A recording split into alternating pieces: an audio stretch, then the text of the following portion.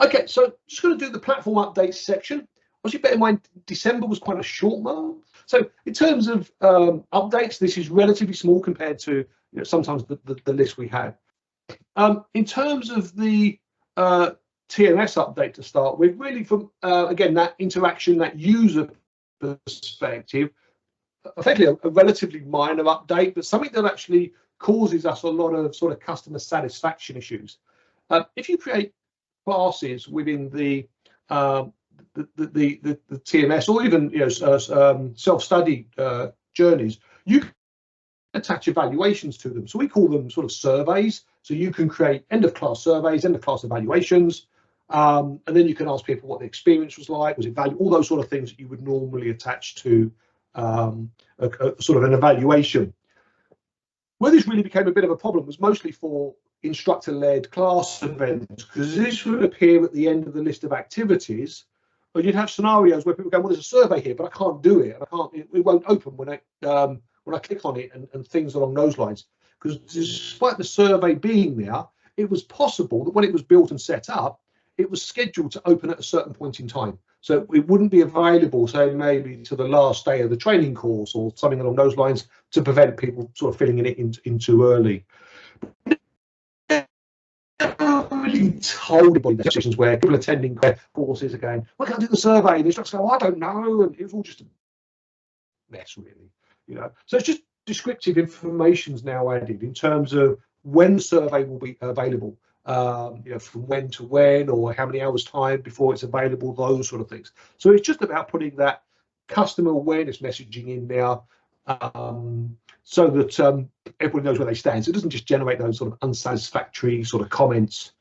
So I just wanted to sort of highlight that. Skillable Connect.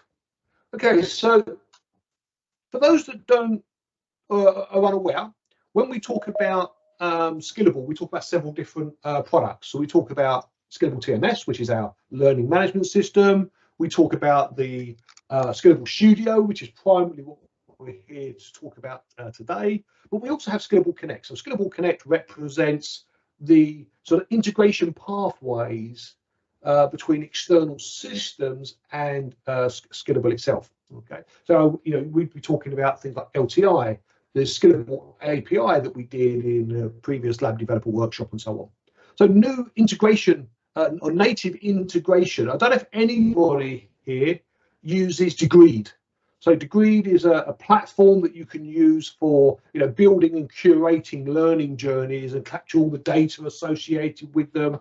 And it gives that sort of LXP experience. So you can look at people, find out what skills they've got, what skills do they need based on their journey, and queue up all the training and those sort of things for them. Okay, so effectively from February, you'll be able to integrate your Skillable labs with Degreed. So effectively, people will just be able to get like a tile on their dashboard, bang, and it can launch a Skillable lab. Okay, so if you use Degreed today and you wanted to actually integrate with Degreed, that will be available from February. So with that in mind,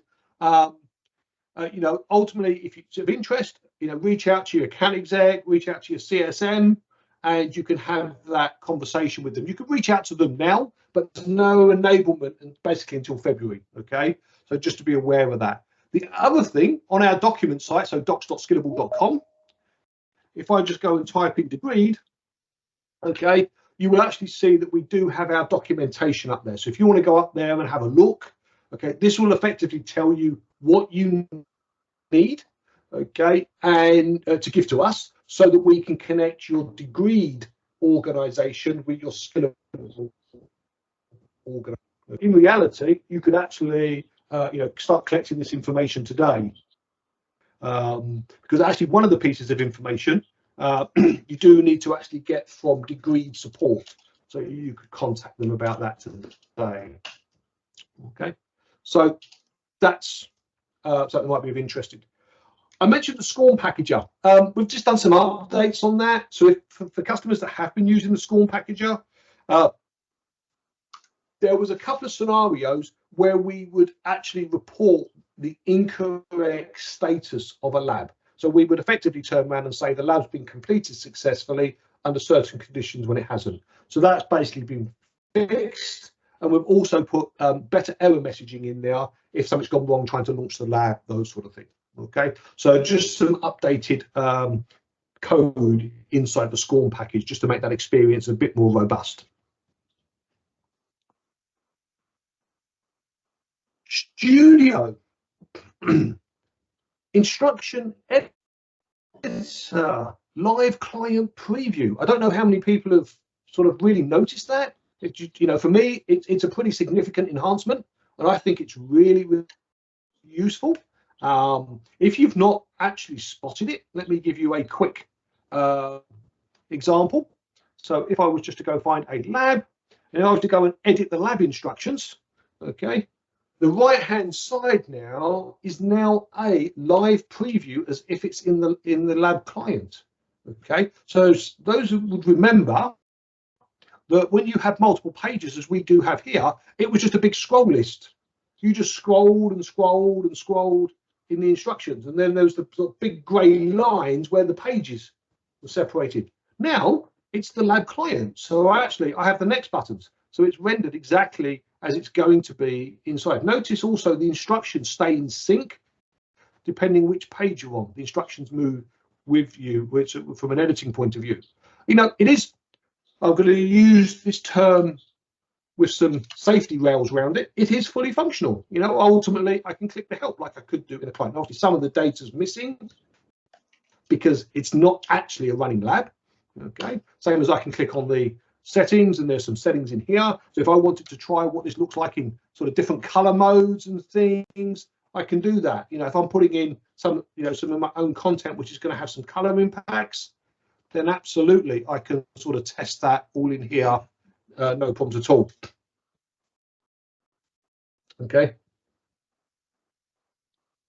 Yeah, absolutely. Yeah, do go Dan, and there's been a couple of comments on that, so I'll sort of take that one back in terms of staying in sync on the line level rather than the page level. Yeah, so if you've got more than a page worth of content, I think one of these I have, here we go, it doesn't actually, as I scroll down, it doesn't move the page on the left hand side, as you can see, so it only syncs at the page level. So another feature, we sort of just released that at the end of last year. We didn't really talk too much about it. But actually, I think that's quite an important update to the platform. All my time sort of writing instructions and things like that in the platform.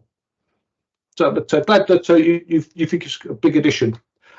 Minor thing, you might never notice this, and I suspect nobody ever has.